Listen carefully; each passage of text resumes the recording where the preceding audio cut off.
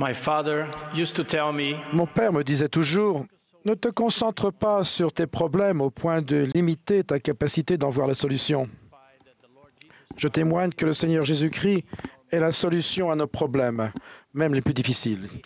Il en a notamment surmonté 4 auxquels chacun d'entre nous est confronté et qu'aucun d'entre nous ne peut résoudre seul. Le premier problème est la mort physique. Nous pouvons essayer de la retarder ou de l'ignorer, mais il nous est impossible de la surmonter seul. Jésus-Christ, lui, a vaincu la mort pour nous. Par conséquent, nous ressusciterons tous un jour. Le deuxième problème comprend les épreuves, les expériences difficiles, la tristesse, la douleur et l'injustice de ce monde. Jésus-Christ a vaincu tout cela.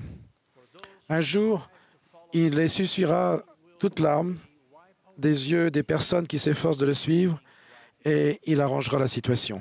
En attendant, il nous fortifie pour que nous traversions les épreuves avec confiance, courage et dans la paix. Le troisième problème est la mort spirituelle causée par le péché. Jésus-Christ a surmonté ce problème en prenant sur lui le châtiment qui nous donne la paix. Grâce à son sacrifice expiatoire, nous pouvons être libérés des conséquences de nos péchés en ayant foi au Sauveur, en nous repentant sincèrement et en acceptant l'alliance que le Père nous offre par des ordonnances essentielles comme le baptême et en persévérant jusqu'à la fin. Le quatrième problème est notre nature imparfaite et limitée. Jésus-Christ a aussi la solution. Il ne se contente pas d'effacer nos erreurs et de nous rendre à nouveau innocents.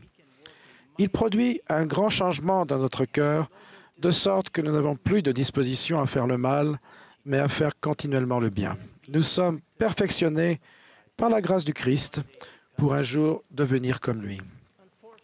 Malheureusement, nous nous concentrons trop souvent sur nos problèmes au point d'en oublier la solution, notre Sauveur Jésus-Christ. Comment éviter cette erreur? Pour moi, la réponse se trouve dans les alliances que nous sommes invités à contracter avec lui et notre Père céleste. Nos alliances nous aident à concentrer notre attention, nos pensées et nos actions vers le Christ. En nous attachant aux alliances que nous avons faites, nous identifions plus facilement les choses de ce monde que nous devons délaisser et les choses d'un monde meilleur que nous devons rechercher diligemment. C'est ce qu'a fait le peuple d'Aman dans le livre de Mormon. En apprenant à connaître Jésus-Christ, en se concentrant sur lui, les gens ont pris conscience qu'ils devaient enterrer leurs âmes de guerre. Ils sont devenus parfaitement honnêtes et se distinguaient par leur zèle envers Dieu. Le respect des alliances nous pousse à rechercher ce qui favorise la présence de l'Esprit et à rejeter tout ce qui le chasse. Car nous savons que si nous sommes dignes de la présence du Saint-Esprit, nous serons aussi dignes de vivre en la présence de notre Père céleste et de son Fils Jésus-Christ. Cela peut signifier que nous devons parler avec plus de douceur ou remplacer des habitudes malsaines sur un plan spirituel par de nouvelles habitudes qui fortifient notre relation avec le Seigneur, notamment la prière et l'étude des Écritures quotidiennes, personnelles et en famille. Russell M. Nelson, le président de l'Église, a dit « Chaque personne qui contracte des alliances dans les fonds baptismaux et les temples et qui les respecte bénéficie d'un accès plus grand au pouvoir de Jésus-Christ. Le respect des alliances avec Dieu apporte en récompense le pouvoir céleste, pouvoir qui nous fortifie pour mieux surmonter nos épreuves, résister à nos tentations et affronter nos chagrins. Chaque dimanche, nous avons une excellente occasion de nous éprouver nous-mêmes et de recentrer notre vie sur Jésus-Christ en renouvelant nos alliances pendant la Sainte Seine.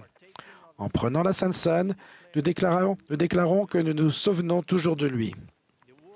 Le mot « toujours » est très important. Il étend l'influence du Sauveur à tous les aspects de notre vie. Nous ne nous souvenons pas de lui uniquement à l'Église, lors de notre prière matinale, ou lorsque nous sommes en difficulté et que nous avons besoin de quelque chose. C'est vrai que nous sommes parfois distraits. Nous oublions. Notre attention s'égare. Toutefois, en renouvelant nos alliances, nous montrons que nous sommes disposés à nous souvenir toujours du Sauveur et nous nous y efforçons pendant la semaine, que nous nous y engageons engageront de nouveau et recentreront notre attention sur lui à la table de Sainte-Seine la semaine suivante. Il est évident que le fait de nous concentrer sur Jésus-Christ est plus qu'une activité du dimanche à l'Église. Lorsque le président Nelson a présenté « Viens et suis-moi » en 2018, il a déclaré « Le temps est venu pour une Église centrée sur le foyer ». Il a ajouté que nous devions transformer notre foyer en sanctuaire de foi et en centre d'apprentissage de l'Évangile. Et il nous a fait 4 merveilleuses promesses, si nous le faisons. Première promesse, vos jours du sabbat deviendront un délice. Ce sera une journée où nous nous rapprocherons de notre Sauveur. Une jeune fille du Pérou a dit « Le jour du Seigneur est le jour où je reçois le plus de réponses de sa part. » Deuxième promesse, vos enfants seront heureux d'apprendre et de vivre les enseignements du Sauveur. C'est pourquoi nous parlons du Christ. Nous nous réjouissons dans le Christ, nous prêchons le Christ, afin que nos enfants sachent vers quelle source ils peuvent se tourner pour obtenir la rémission de leurs péchés. Nous le faisons pour qu'un jour, lorsque notre fils ira travailler, faire une randonnée dans les montagnes ou chasser des bêtes dans les forêts, comme l'a fait Enos, il se souvienne de ce que nous lui avons appris sur le Christ et sur la joie de vivre l'Évangile. Et qui sait, peut-être que ce sera le jour où il ressentira enfin la faim spirituelle qui le tournera vers Jésus-Christ afin qu'il entende la voix du Seigneur lui dire « Tes péchés te sont pardonnés et tu seras béni. » Troisième promesse, l'influence de l'adversaire dans notre vie et votre foyer diminuera. Pourquoi? Parce que plus nous nous concentrons sur Jésus-Christ, plus le péché perd de son attrait. À mesure que notre foyer se remplit de la lumière du Sauveur, il y a de moins en moins de place pour les ténèbres de l'adversaire. Quatrième promesse, les changements dans votre famille seront spectaculaires et réconfortants. Pourquoi? Parce que le changement qu'apporte Jésus-Christ est puissant. Il change notre nature même. Nous devenons de nouvelles créatures. Nous ressemblons de plus en plus au Sauveur, rempli de son amour pur pour nous tous, les enfants de Dieu. Qui ne souhaite pas que ces promesses s'accomplissent dans sa vie et dans sa famille? Que devons-nous faire pour les obtenir? Nous devons faire de notre foyer un sanctuaire de foi et un centre d'apprentissage de l'Évangile. Comment nous y prendre? En nous concentrant sur notre Père céleste et sur Jésus-Christ, en les mettant au centre de notre vie familiale et en faisant d'eux l'influence la plus importante dans notre foyer. Je vous suggère de commencer en intégrant dans votre vie quotidienne les paroles du Christ qui se trouvent dans les Écritures. Il n'y a pas de formule prescrite pour l'étude parfaite des Écritures. Elle peut durer 5 ou 10 minutes par jour, voire davantage. Ce peut être la lecture d'un chapitre ou de quelques versets chaque jour. Certaines familles préfèrent étudier le matin afin de partir à l'école ou au travail. D'autres préfèrent lire le soir avant de se coucher. Certains jeunes couples m'ont indiqué qu'ils étudiaient individuellement sur le chemin du travail et qu'ils s'envoyaient ensuite leurs idées par SMS, de sorte que leurs discussions et commentaires soient enregistrés. Le programme Viens et suis-moi propose de nombreuses activités et ressources qui aident les personnes et les familles à apprendre les principes de l'Évangile à partir des Écritures. Les vidéos sur la Bible et le livre de Mormon sont également des outils précieux pour rendre les Écritures plus accessibles à votre famille. Les jeunes et les enfants sont souvent inspirés par les histoires mémorables des Écritures. Accompagnées des principes de l'Évangile qu'elles enseignent, elles demeureront avec vos enfants tels des amis fidèles lorsqu'ils auront besoin d'exemples de service, de vertu, d'obéissance, de patience, de persévérance, de révélation personnelle, de charité, d'humilité et de foi en Jésus-Christ.